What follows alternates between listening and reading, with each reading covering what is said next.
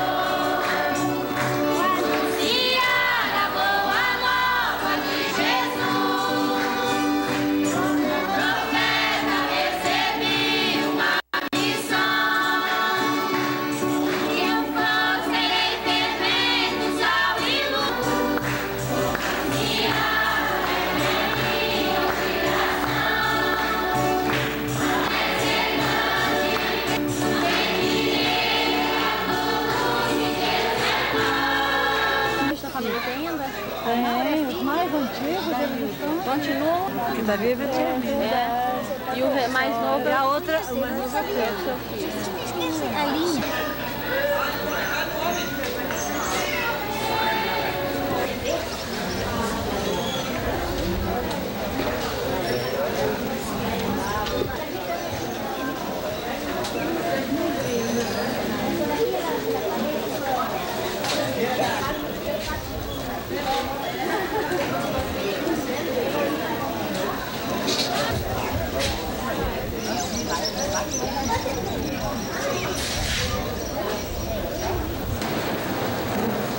Bom dia, essa oportunidade de estarmos aqui reunidos nessa igreja. Para nós é muito oportuno, é importante, né, que fizemos o exame no ano passado. Nós temos aqui uma série de amigos que vieram, que acompanharam toda essa trajetória do sangue e que estão conosco também.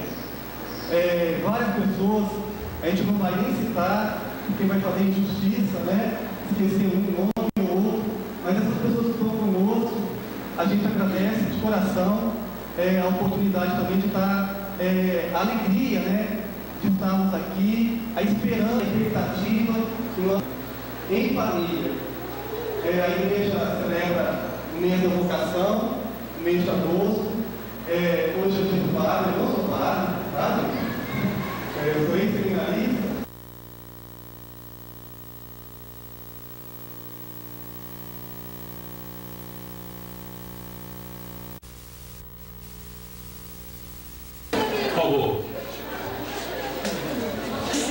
Ela falava sempre que não tinha cura.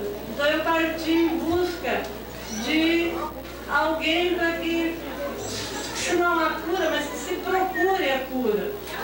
E a família, a gente não sabia nem o nome, depois nós ficamos sabendo o nome. Então essa doença da nossa família ela tem, como disse o doutor Rogério, ela tem 3 fases. O que ela foi, o que ela é e o que ela será. Então ela foi uma doença que ninguém tinha expectativa, dando exclusivamente dessa doença. O material que eles colheram, quando eles estiveram aqui em outubro do ano passado, estiveram 14 cientistas, sendo 8 da Universidade de São Paulo, 3 da Itália e 3 dos Estados Unidos. Eles estiveram aqui em Valsugano, estiveram em Colatina, em Santa Teresa, em Vitória, colhendo sangue de 296 pessoas. O mundo inteiro agradece a família por ter se disponibilizado em fornecer esse material para que se desenvolvesse Não quero que as pessoas que fizeram os exames ou que são parentes, que se assustem com os resultados. Por quê? Esse exame ele vai servir de base para outras coisas, para a prevenção.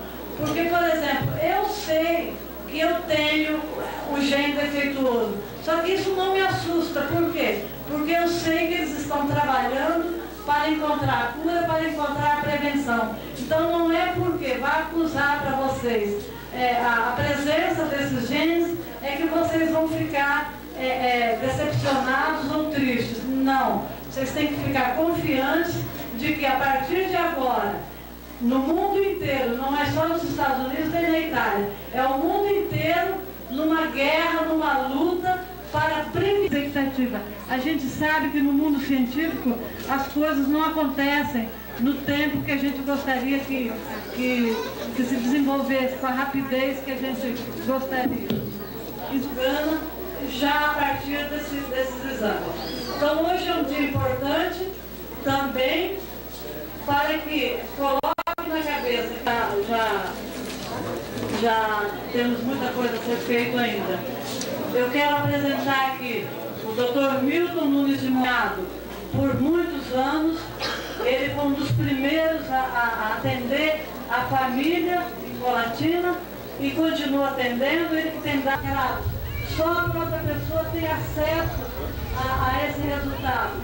Só a própria pessoa pode pegar o resultado. Então, conversar com a psicóloga, vocês estejam à vontade. Ela vai... Tinha que assistir de camarote apenas a visão. Não tinha nem como aconselhar geneticamente. Hoje, naquela época, nós atirávamos no escuro.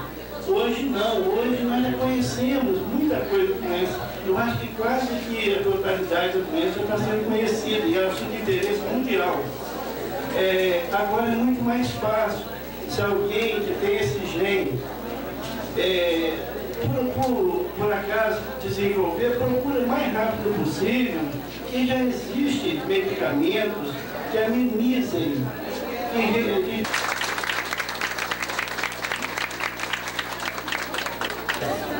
Olha só, estou aqui com a minha amiga Odete para acolher, junto com essa comunidade tão acolhedora, né? Esse momento, que é um momento difícil, mas também é um momento de júbilo. Porque, como está dizendo o Dr. Milton, antes da Odete e depois da Odete.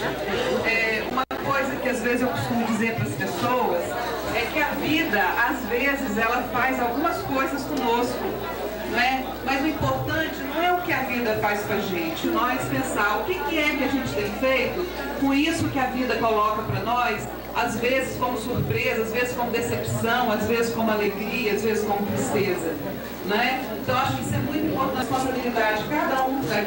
A gente pode reescrever essa história que vem há 100 anos sendo escrita de uma determinada maneira, não é? Por quê? Porque há 50 anos atrás não apareceu alguém que se dispôs a reunir, a criar laços, a estabelecer um laço que pudesse, com toda a força, reverter esse quadro que até agora tem sido tão triste. Não é mesmo? Eu estou muito feliz de estar aqui, podendo, junto com a Odete, o Dr. Milton,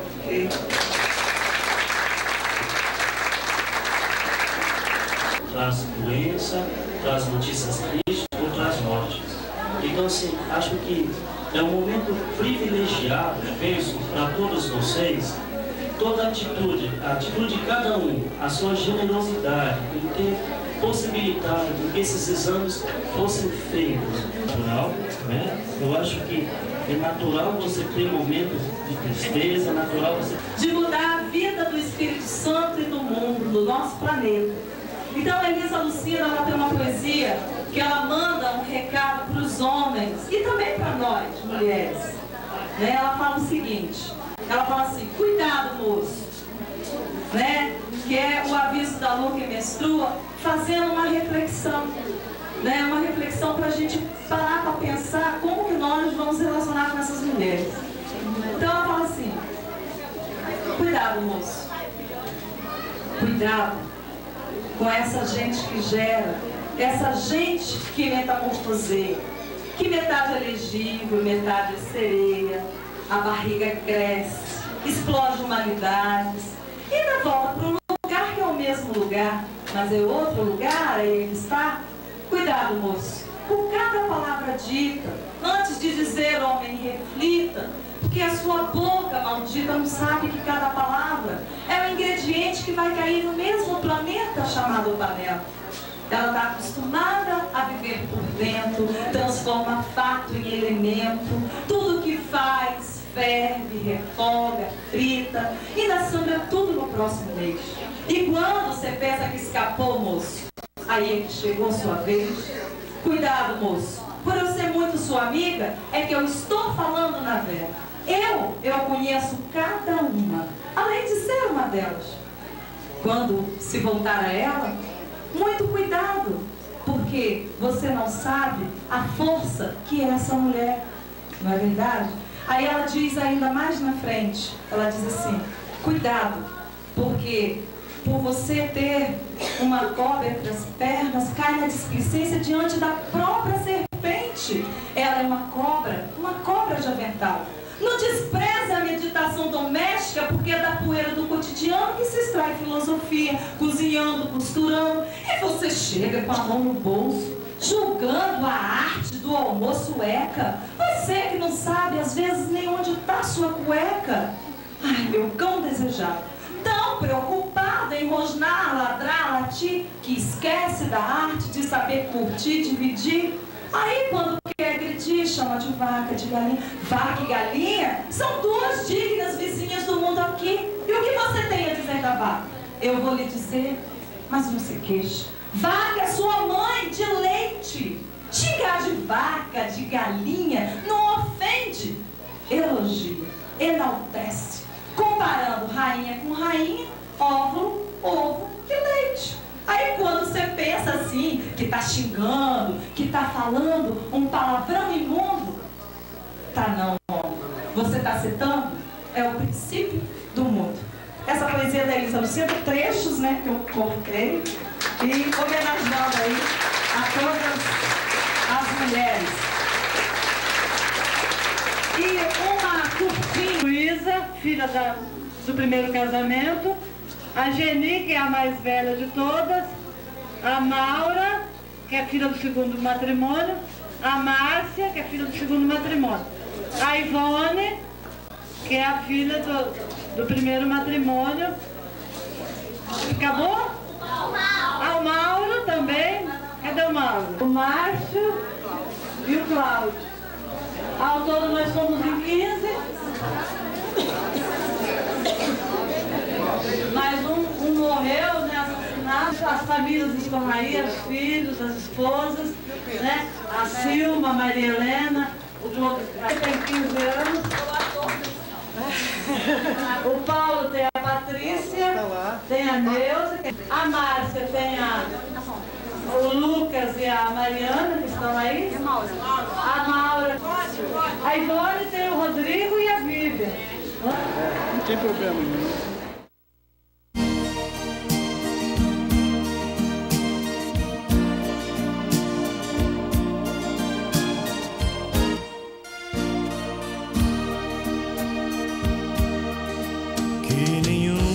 Família começa em qualquer de repente, que nenhuma família termine por falta de amor. casal seja um para o outro de corpo e de mente, e que nada no mundo separe um casal sonhador,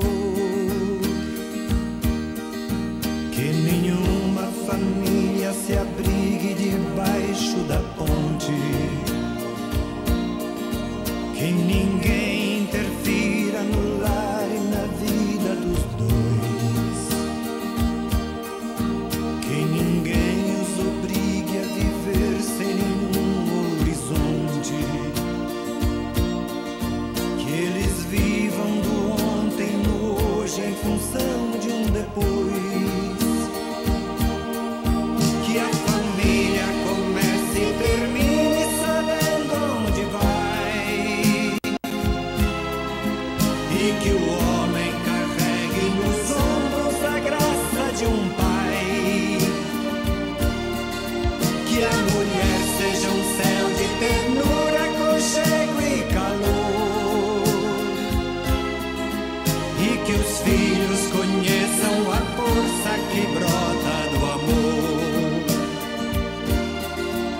Abençoa, Senhor, as famílias, amém.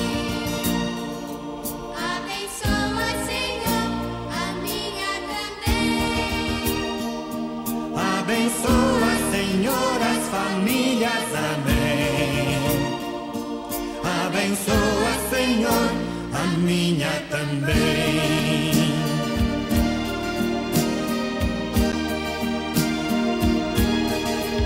Que marido e mulher tenham força de amar sem medida, que ninguém vá dormir sem pedir ou sem dar seu perdão, que as crianças aprendam no colo o sentido da vida, que a família celebre a partilha do abraço e do pão, que marido e mulher não se traiam nem traiam seus filhos, que o ciúme não mate a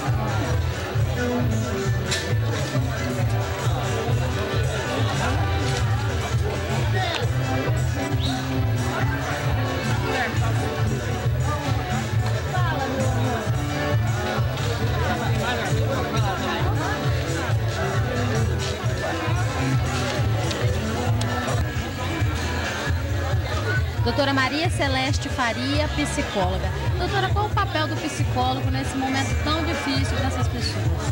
Acho que principalmente nesse primeiro momento é acolher a angústia, né, que essas pessoas apresentam no momento de receber um resultado desse. Acho que esse seria o principal papel. Quando a senhora conversou com as pessoas que receberam os exames, quais são as principais dúvidas? O que é que eles perguntam? O que eles querem saber? A princípio, as pessoas querem saber se ela vai desenvolver a doença, né? E isso é a pessoa que está com um resultado positivo, a primeira coisa que ela pergunta, eu vou desenvolver a doença? E isso a ciência não tem como dizer, porque esse é um processo que pode ser agravado por outros fatores, né? Estilo de vida, bebida, estresse, cigarro, tudo isso pode agravar.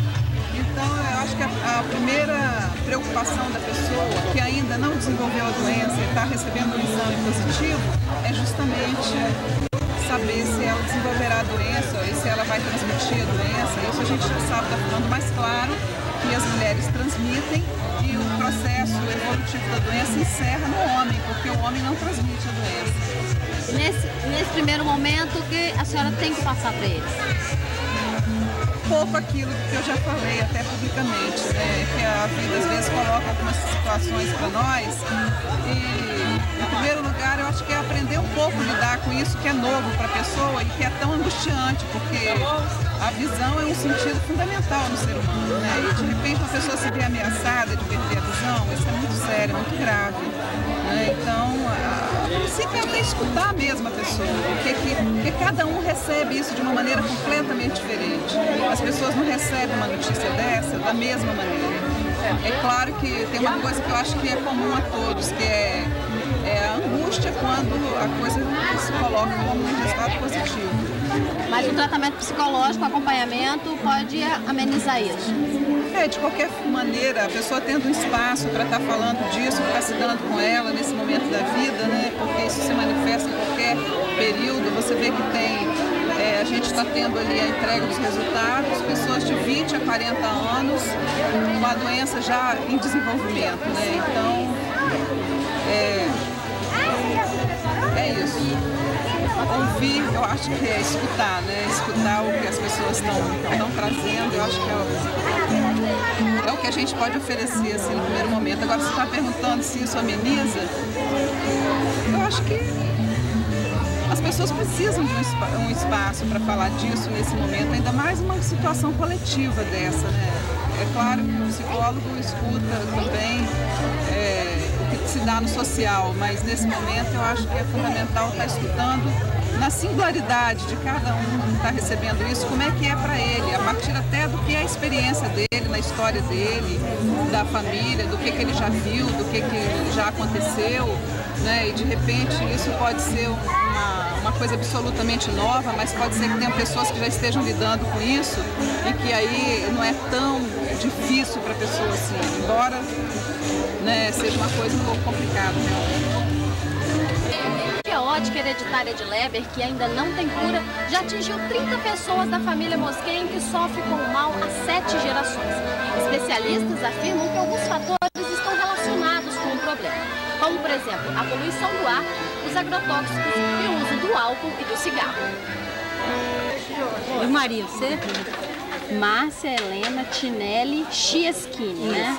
Tudo bem, Márcia. Márcia, como é que estava o seu coração até antes de pegar o exame? Estava tranquilo, porque primeiramente eu me preparei espiritualmente com Deus, né? Para poder chegar até aqui nesse caminho, né? Igual eu falei com a Maria Odete, que essa doença nasceu aqui, né? Veio para cá. E ela vai morrer aqui. Eu tenho esperança que ela vai ser enterrada aqui, né?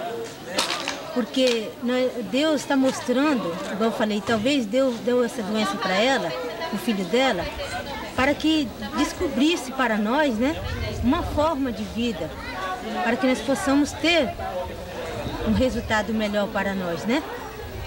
Então, a gente tem que estar preparado, né, com Deus e conosco mesmo, né? Para que nós podemos aceitar, né, aquilo que Deus deu para nós, né? Agora que você pegou o exame, você já tem casos na família, o que você pretende, como você pretende lidar com isso? Eu pretendo viver uma vida normal. Não vou me agitar, não vou me antecipar as coisas, né? Porque eu achava que era uma coisa diferente, mas não é. Porque isso é só Deus que vai saber. Então, Márcia, como é que vai ser daqui pra frente? Daqui pra frente vai levar uma vida normal, né? Porque já tem dois casos na minha família, a minha mãe e meu irmão, aos 9 anos de idade que eu tinha, minha mãe tinha 30 anos, ela perdeu a visão. Para mim foi um choque muito grande, né? Para mim lidar com isso. Mas aos tempos, foi crescendo, eu fui crescendo, fui levando a vida, né? E ela é uma pessoa muito forte, tô com muita fé em Deus. Ela me ensinou muitas coisas boas, né? E ela é muito segura. E ela tem a força, né? Ela que passa força para mim às vezes, quando eu estou insegura. E ela é maravilhosa, entendeu? As irmãs dela, que estão boas de vista, não vieram. E ela que tem problema está aqui, ela está até ali sentada. Ali. Né? Gilcimar, o resultado do exame não foi nenhuma surpresa para você, já que você desenvolveu a doença aos 14 anos de idade. Mas com esses exames feitos na família, você acredita que breve vai haver uma solução para vocês? Acredito sim, tanto é, né, que eu vim lá do Rio, né, que eu moro lá, vim aqui para poder dar uma força, né, e além de pegar o resultado dos exames, que já sabia parcialmente que meus filhos não vão ter esse problema, né, graças a Deus, mas mesmo assim eu vim com a esperança, com fé de chegar, né, um final feliz, né, que todos vão conseguir. Quem tem esse problema até, né, a minha esperança de agora voltar até a enxergar novamente, né, e a esperança maior de quem não tem esse problema de não vir ter esse problema também, que nem eu tenho, né. A minha esperança que eu tenho toda é essa. Mas, né, de essas pessoas que não têm esse problema, de não vir ter esse problema, né, que eu soube que a última pessoa que teve agora tem 2 semanas, o mais recente caso, né, tem 2 semanas. E também a esperança de eu voltar a enxergar novamente, né, que é muito bom, né, enxergar novamente, né, como eu já enxerguei no caso até os 14 anos. De lá pra cá não aproveitei quase nada da minha vida, né. Ok, José. Tá? Ok, obrigada. Então, tudo bem, de nada. Tá? Obrigada.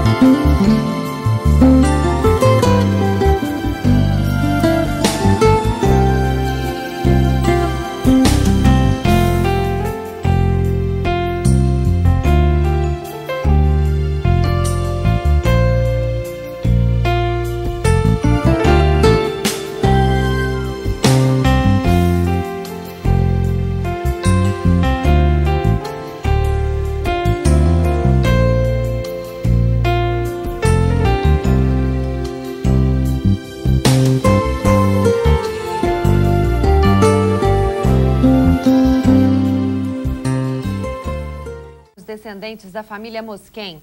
6 gerações da família sofrem de uma doença hereditária nos olhos que já deixou 30 pessoas sem visão. A doença rara chamou a atenção de pesquisadores e médicos brasileiros e estrangeiros.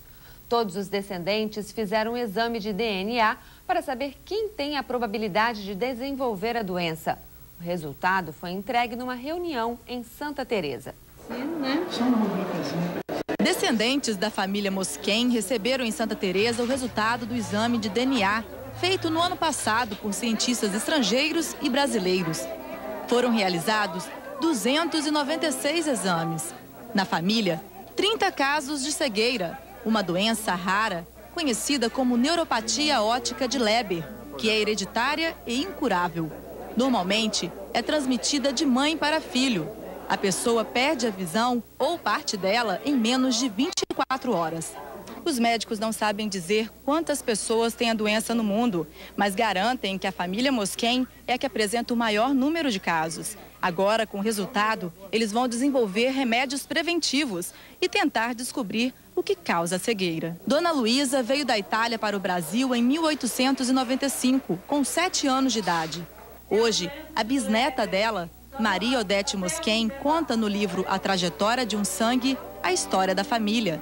O único filho de Odete, Pedro Henrique, de 15 anos, perdeu 90% da visão no ano passado.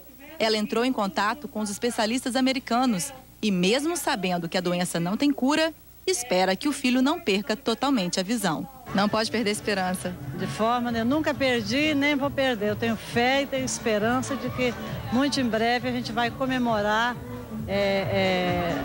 o resultado altamente positivo de toda essa minha luta. A família está ansiosa com os resultados e com a possibilidade de tratamento. Esperança a gente tem, porque eu tenho irmão, tenho um primo, então eu não sei se eu posso ser afetada, meu irmão. Então a gente sempre tem aquela expectativa de ter uma cura, alguma solução para esse problema. O oftalmologista Milton de Moraes acompanha o caso há 25 anos. Ele está otimista com os últimos estudos sobre a doença. Existe um gene dentro da pessoa que regula se a pessoa vai ter ou não a cegueira. Eu acredito que dentro de 2 anos já tem a cura dessa doença. Boa tarde, o CCSU está começando agora. Hoje é Dia Nacional de Combate ao Fumo. 1 bilhão de pessoas ainda fumam no planeta. É como se morre. Só no Brasil são 100 mil mortes por ano. É de assustar, né? Mas os dias de glamour do fumo estão contados. As campanhas antitabagismo estão cada vez mais atuantes.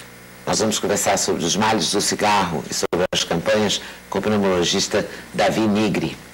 Vamos falar também sobre uma síndrome que ainda não é muito conhecida, não. Chama-se síndrome de Leber, que leva à cegueira. É uma doença genética que passa da mulher para os seus filhos homens. O presidente da Sociedade Brasileira de Oftalmologia, Carlos Fernando Ferreira, vem falar dessa doença. E a Odete Mosquen pertence à maior família do mundo com a síndrome de Leber. O filho dela, de 15 anos, só tem 10% da visão. Odete é incansável nessa luta, ela pesquisou muito, pesquisa ainda hoje, e até já escreveu um livro sobre a doença, que se chama A Trajetória de um Sangue. Vamos conversar também com a fotógrafa Lena Trindade.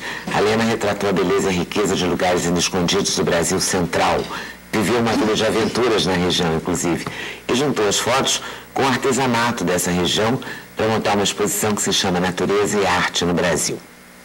Vamos falar com o cantor e compositor Jorge Versilo. Vai falar sobre o novo CD, vai falar sobre os shows que ele vai fazer no Canecão. E vai falar também desse sucesso. Ele bombou, ele estourou. E bombou é a palavra moderna para estourou. Né? Que estourou já ficou assim, passado. Ele vai falar desse sucesso com a gente. E na área musical ainda, vamos conversar com o Max de Castro. Max de Castro também bombou, considerado um dos maiores músicos da geração dele. Filho de Wilson Simonal, a gente sempre fala isso, né? Nem sei se eles gostam ou ficam assim meio querendo que a gente esqueça. Vamos conversar sobre isso com ele também, tá bom?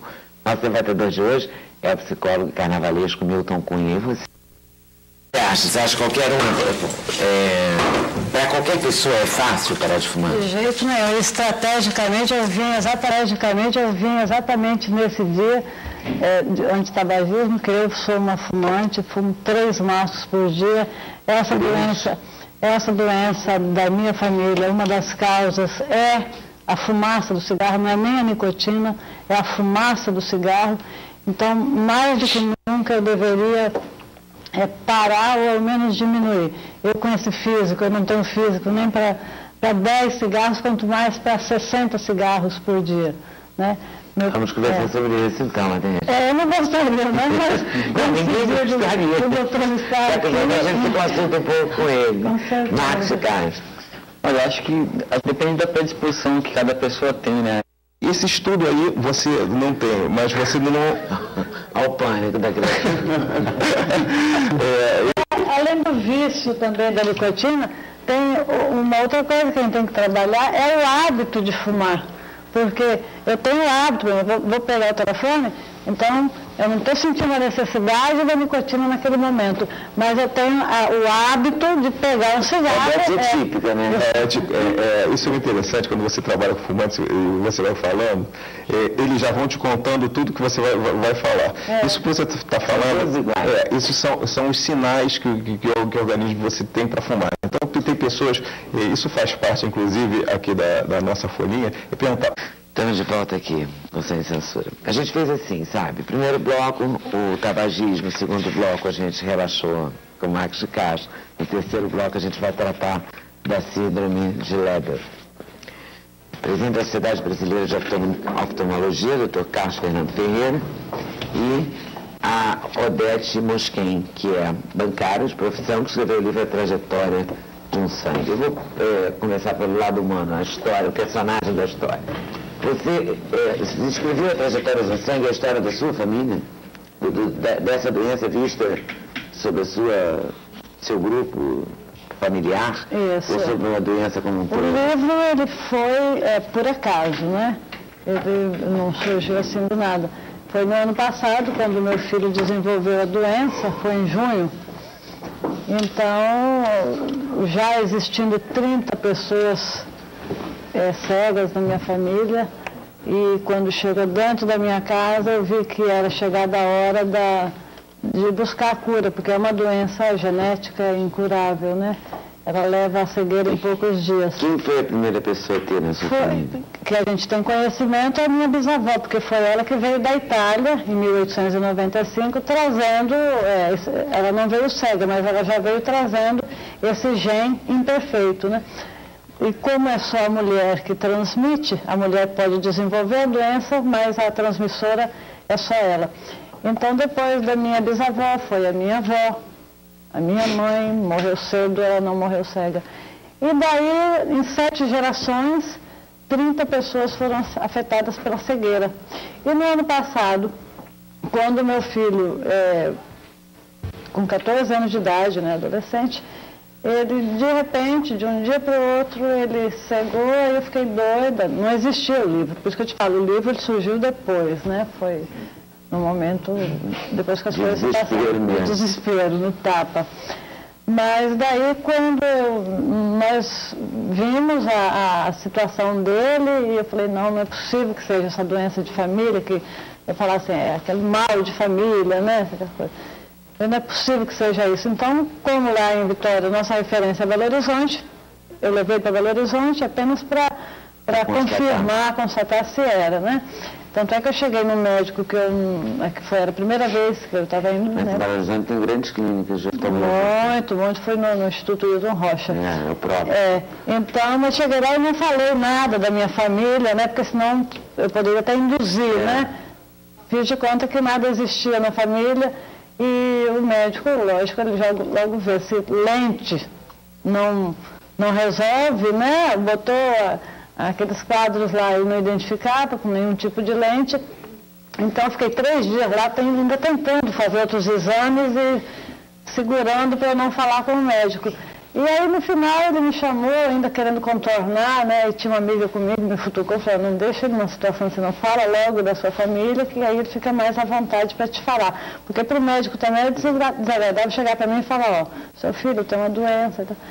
Aí ele falou, olha, é Leber, nós só vamos fazer o exame só para confirmar, porque a confirmação final, ela vem com o DNA mitocondrial, né? Eu falei, nós vamos fazer só para confirmar, mas é Leber. Eu falei, doutor, pelo amor de Deus, não posso ficar assim, vamos fazer alguma coisa. Eu falei, não tem nada a ser feito. Não falei, onde eu vou levar meu filho? Para lugar nenhum, porque nada existe ainda em relação a essa doença que possa ser feito. Mas eu saí de lá, eu falei para ele, ele deve estar até me assistindo agora, que ele sabe que eu vim. Eu falei, doutora, ela não vai ficar desse jeito, eu não vou conseguir ir embora, não vou conseguir dormir, sabendo que meu filho está com uma doença incurável e eu não vou fazer nada. Então, uma sensação ruim é você sair de dentro de um consultório médico, sabendo que seu filho está doente e sem levar nada na mão, receita, nada, remédio, né? Remédio, não nem esperança, nada. Nem esperança, exatamente, nem esperança. Então foi um momento muito ruim para mim. E quando eu cheguei, mas eu fui embora com uma determinação, eu falei com ele, falei, doutor, não vai ficar assim, eu não vou aceitar que não tem cura não vamos atrás. Aí foi que eu comecei, eu não sabia inglês, não sei inglês, não sabia internet. Eu falei, mas eu vou me jogar no mundo aí, de uma forma ou de outra eu vou ter que encontrar. E daí instalaram para mim lá um tradutor eletrônico, um vizinho me deu umas orientações básicas de internet, você entra, você faz assim, e o resto eu me virei. E daí comecei a jogar e-mails para todos os lugares onde falava em congressos e centros de oftalmologia, porque daí eu estudei a doença, né? Eu vi que ela era genética, então onde falava sobre a genética, oftalmologia e neurologia, eu comecei a mandar e-mails aleatoriamente, jogando. Odete, teu filho te deu força para essa luta? Ele me deu muita coragem, por ele é que eu fiz isso aí. Você conversou com ele, como é que ele está? Não, a única coisa que, porque ele tem 14 anos, já é uma idade assim meio complicada, então, e ele já sabendo dos outros 29 na família que tiveram a cegueira total. Então, quando nós estávamos lá em Belo Horizonte, ele estava no corredor e ele viu que eu demorei muito no consultório médico. Então, quando eu saí, ele falou assim, mãe, me responde uma coisa. Eu falei, não, me responde uma coisa, é Leber ou não é? Eu falei, mas não precisa me explicar mais nada, só queria saber. Porque ele falou assim, é Leber, mas eu vou correr atrás, eu vou ver. Eu falei, não precisa. Então, até hoje ele não gosta muito que se converse sobre a doença, mas ele me dá coragem e me impulsiona para eu continuar, né? Então, eu mandei esses e-mails para todo mundo. E ele tem quanto tempo? Foi ano passado, em junho, dia 12 de junho. E ele está com ele perdeu a vista esquerda de um dia para o outro e depois, uns 3 dias depois, ele perdeu 90% da vista direita. Hoje ele só tem 10%, que é o suficiente para ele se locomover e ele, com visão subnormal, por exemplo, ele trabalha na escola com esse tipo aqui, só que papel amarelo por causa do contraste, né? Ele era um dos melhores jogadores de futebol dentro da categoria dele, era o melhor zagueiro que tinha na Copa Gazetinha, cheio de medalha, entendeu? Então, aí eu falei, vamos... E daí esses e-mails que eu mandei para esses congressos, para esses centros de pesquisa, para as universidades, para as sociedades de oftalmologia, inclusive para aquela do senhor também. Então, os conselhos regionais, onde falava, onde eu conseguia endereços, né, através da internet, eu mandei. Alguns me responderam, né, sempre dizendo que não se tinha nada.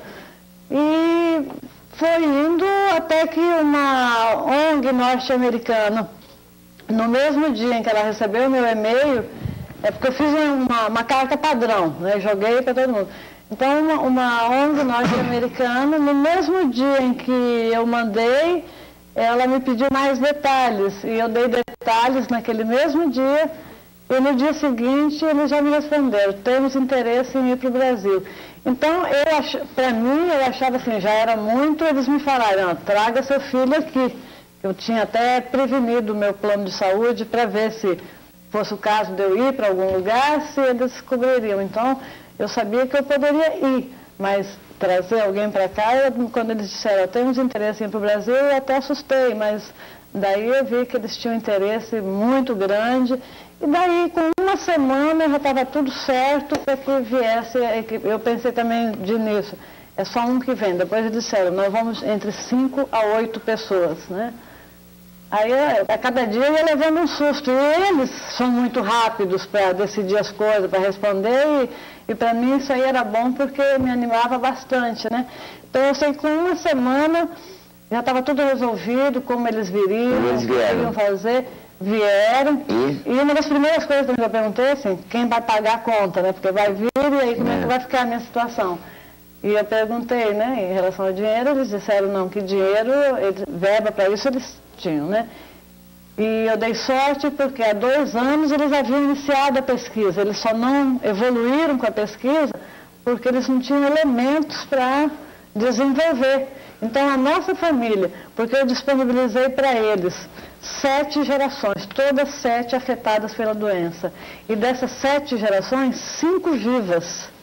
Então, quer dizer, 5 vivas, então, para escolherem o sangue, para fazer os exames, para preencher o questionário que eles fizeram. Né? Então, 5 gerações vivas e 5 gerações afetadas, para eles, foi muito importante. Então, foi considerada a maior família do mundo para estudo, foi considerada a maior família do mundo em pessoas afetadas, porque existem, o doutor sabe disso, aleatoriamente, uma pessoa aqui, outra, e não é que exista só a nossa família com essa doença. O que vai resultar disso?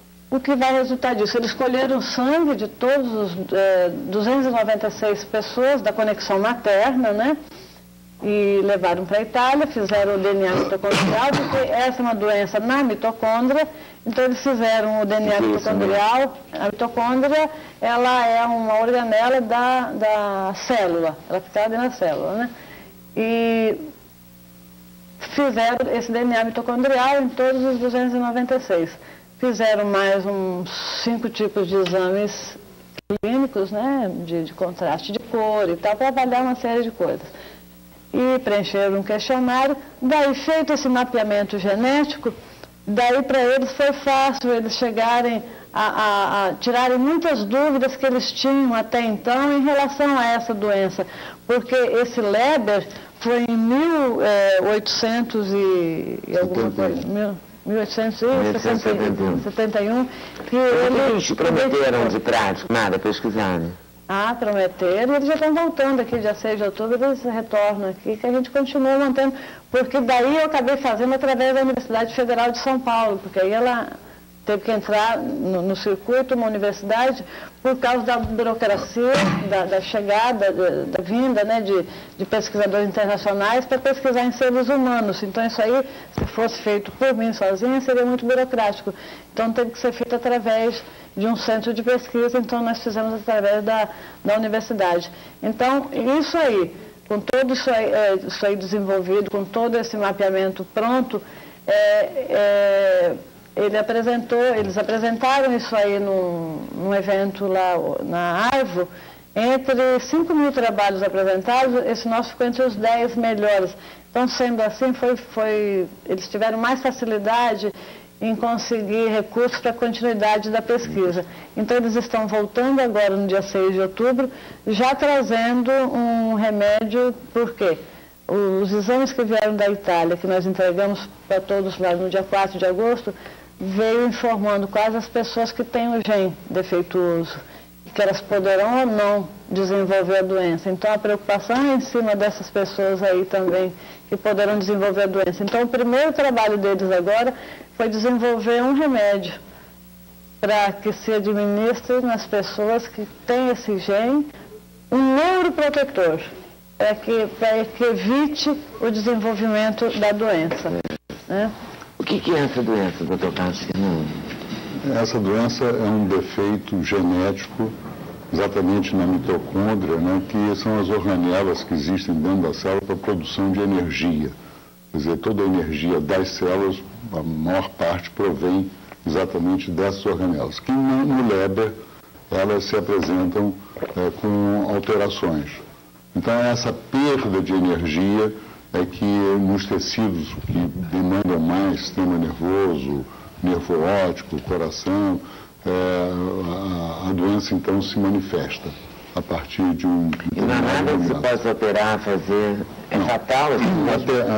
Para o nervo óptico, normalmente atinge mais homens do que mulheres, e isso, o interesse dos pesquisadores, no caso, é que é uma doença extremamente rara, e é uma oportunidade, assim, de ter uma família, quer dizer, com 5 membros vivos, com manifestação da doença, quer dizer, isso é uma oportunidade realmente muito grande de se estudar a doença, porque é uma doença muito, muito, muito rara, muito rara. Nesses meus 40 anos de profissão, eu vi um caso de Leber. Agora, as pessoas ainda que com a deformação do gene, da mitocôndria, umas desenvolvem e outras não. E a Odete falou no princípio do programa sobre elementos desencadeadores, como fumaça de cigarro. Explique melhor isso para a gente. O que se recomenda, como uma norma geral, é que tudo aquilo que possa interferir na produção de energia por parte das células deva ser evitado naquelas pessoas que têm o gene defeituoso. Então, fumo, toxinas ambientais, álcool, excesso de consumo de álcool, isso tem que ser evitado. Isso poderia ser considerado até como um desencadeante da doença. Agora, a dificuldade, exatamente, é você fazer estudos em doenças que têm uma ocorrência muito rara. Então você vê um caso aqui e passa anos sem ver outro caso. Por isso a importância e tal, porque pode gerar um avanço no tratamento dessa doença enorme. E a doença, por exemplo, na família, a doença é transmitida pela mãe. Por quê? Porque quando se forma o ovo, que vai dar origem ao embrião, é um óvulo com um espermatozoide. E o espermatozoide só contribui com o núcleo, porque a célula é dividida em núcleo e citoplasma. O citoplasma fica de fora. Então, o homem contribui com o núcleo desse futuro ser. E a doença está no citoplasma. Então, a doença ela não é transmitida pelo homem, ela só é transmitida pelo homem. Agora, tanto a mulher como o homem têm o gene defeituoso. Agora, por que só... desculpe. Por que aparece muito mais no homem do que na mulher? Não se sabe. Então, pensa-se que possa haver um mecanismo hormonal, talvez a progesterona, que na mulher tem mais e tal, que isso teria um caráter de defesa. Por que alguns pacientes têm formas graves e outros têm formas leves? E tem uma coisa também que eu acho extremamente importante de se falar aqui, que é uma doença que apresenta, num percentual pequeno, mas apresenta remissão espontânea. Quer dizer, meses, anos depois pode haver recuperação. E dependendo do tipo de mutação que tiver envolvido, esse percentual até é bastante significativo. Isso aí depende do gene que a pessoa é portadora, porque são 20 tipos de genes, né? Agora, os mais comuns são 3. Então, por a nossa família, todos eles têm aquela 11778, que é a pior que tem. Então nenhum caso da nossa... É porque o percentual nesse gene aí é qualquer coisa em torno de 0 ponto. Exatamente. Então, mas tem uma mutação que dá 30 e poucos % de remissão. Essa ONG prometeu alguma coisa? Quer dizer, esse remédio seria para prevenir. Esse remédio para prevenir, mas também é um remédio... mas ainda também é um remédio... Um teste, né? Experimental. Mas ao menos é alguma coisa. Um alento de remédio, É um colírio neuroprotetor. Também não vem só isso. Vem um aconselhamento em relação à alimentação, porque a alimentação é importante, porque... antioxidante, entendeu? Por exemplo, o que a gente tem visto aí, o porquê da degeneração do nervo óptico, são os radicais livres que são jogados para lá. Ela está ali beirando aí. Então esse colírio... Tem alguma chance para o seu filho? Tem a esperança, eu tenho muita, né? Com certeza. Agora, a cura, ela seria um dos últimos passos deles. O primeiro passo é essa prevenção, ainda em teste, e o tempo de cientista é um tempo muito diferente de um tempo da mãe. Eu quero um negócio para eles 5 anos é um tempo razoável. Então, eles estão fazendo teste nesse preventivo, depois eles vão tentar desenvolver um outro tipo de remédio para evitar que, por exemplo, eu, ao gerar outro filho, eu não gere com o gene defeituoso. Isso aí eu acho até muito mais fácil até que a prevenção, porque dentro da genética isso aí está muito fácil de fazer. Então esse aí seria o segundo passo. O terceiro passo, que é o que mais nos interessa no momento, é a cura. É difícil, é difícil hoje, mas está sendo muito fácil também dentro da tecnologia. Né? Muito embora a maioria das coisas que eles estão fazendo, os chips, não sei o que, tudo depende do nervo óptico estar no mínimo 90% sadio, mas eu acho que eles vão chegar lá. Então que não seja pela terapia gênica, mas que seja pela tecnologia, ele vai enxergar, sabe? Ele e os outros, eles vão enxergar.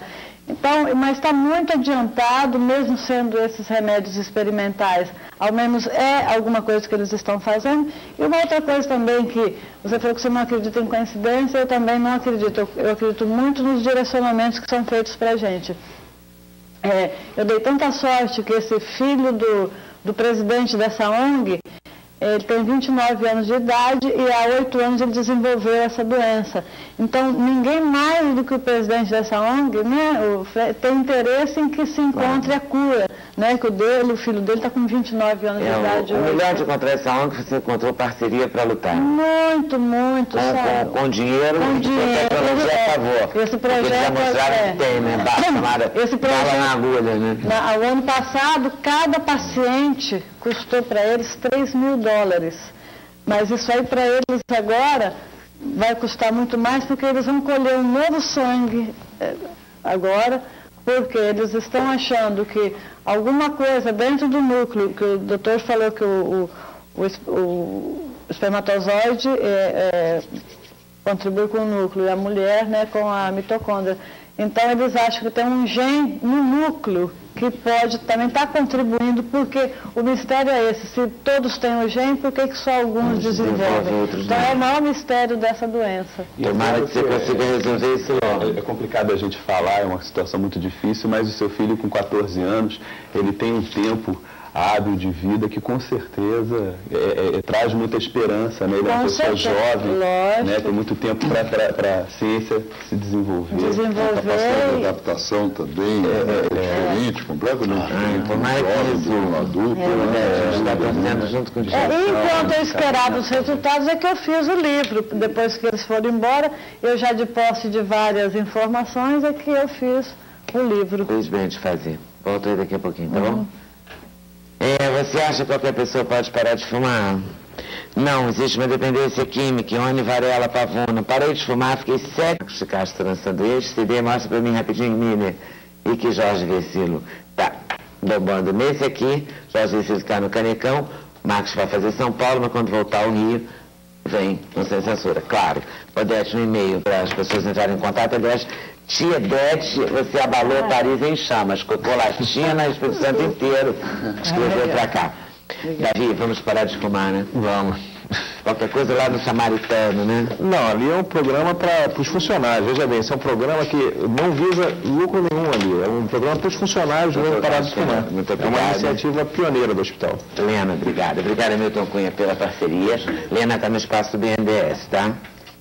Conto com vocês lá também. Boa tarde, boa noite. Até amanhã, se Deus quiser. Valeu.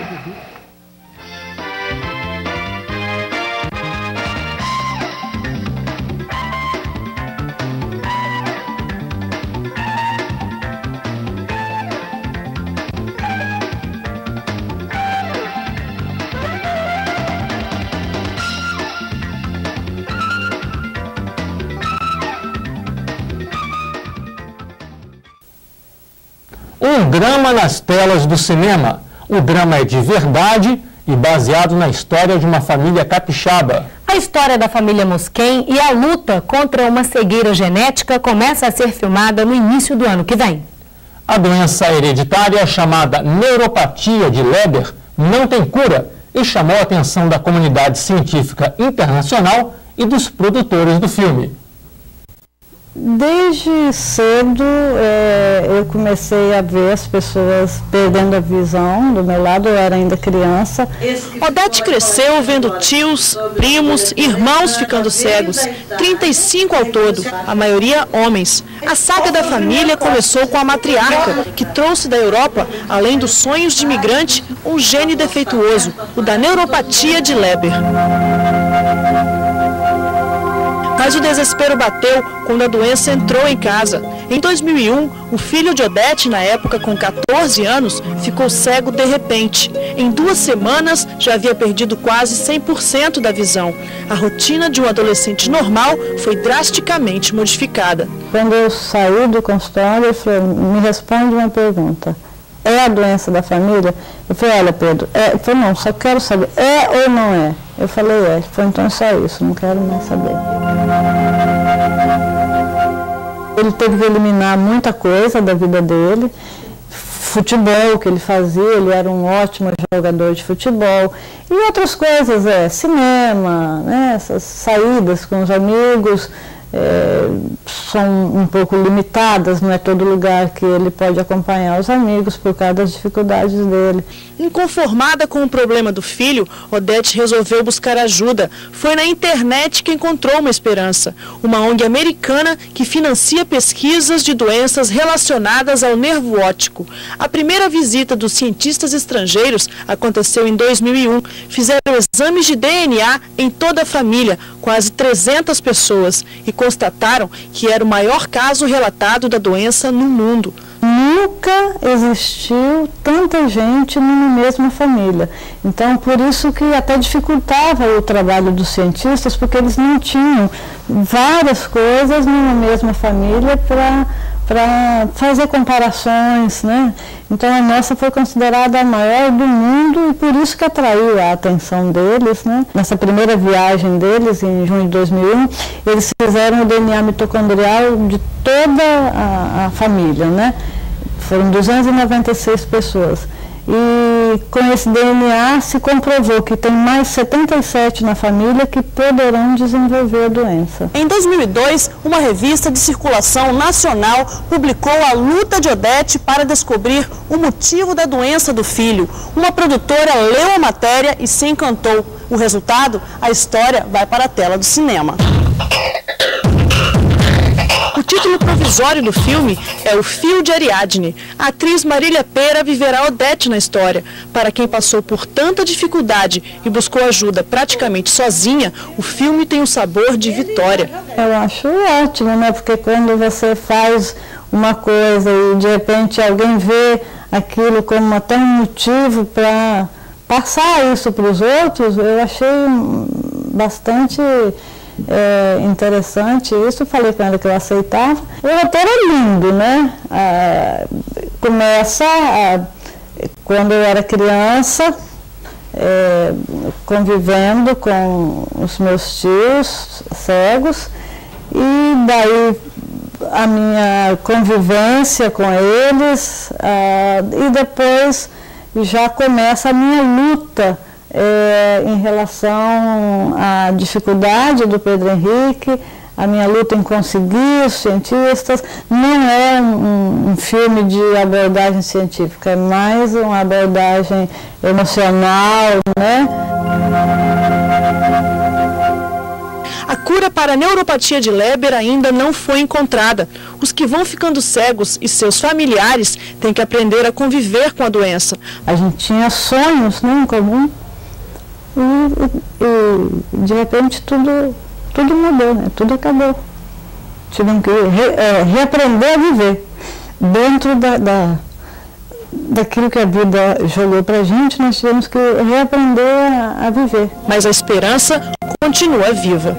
Espero que eles encontrem uma forma de prevenir, espero que eles encontrem a cura.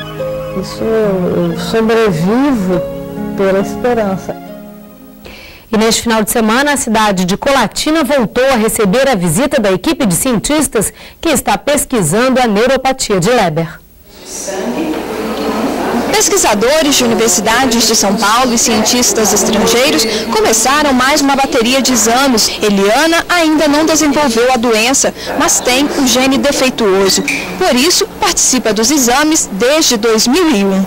Eu acredito que, com o passar do tempo, eles vão descobrir a cura, a causa principalmente, né, para esse problema, eu acredito. Pela quarta vez consecutiva, a equipe de médicos estrangeiros e brasileiros vem a Colatina pesquisar o mal de Leber. O Brasil foi escolhido para ser a base mundial dos estudos porque tem a maior família com essa doença e porque todos os membros moram em cidades próximas. A maioria é de Colatina, Santa Teresa e Vitória. Em 2002, 300 pessoas da mesma árvore genealógica foram examinadas, mas nesse ano participam apenas as 77 pessoas que têm o gene defeituoso e as 35 que já desenvolveram a doença. Durante a visita do ano passado, pesquisadores americanos usaram esse aparelho que só havia sido testado em macacos. A experiência em humanos foi insatisfatória. As 6 pessoas que receberam o tratamento continuaram cegas. Por enquanto, não houve grande progresso. Ainda assim, a representante da família está otimista. A cada viagem deles, parece que é pouca coisa que eles trazem, mas para uma pesquisa isso significa muito, né? E os pesquisadores ficam em Colatina até a próxima quarta-feira.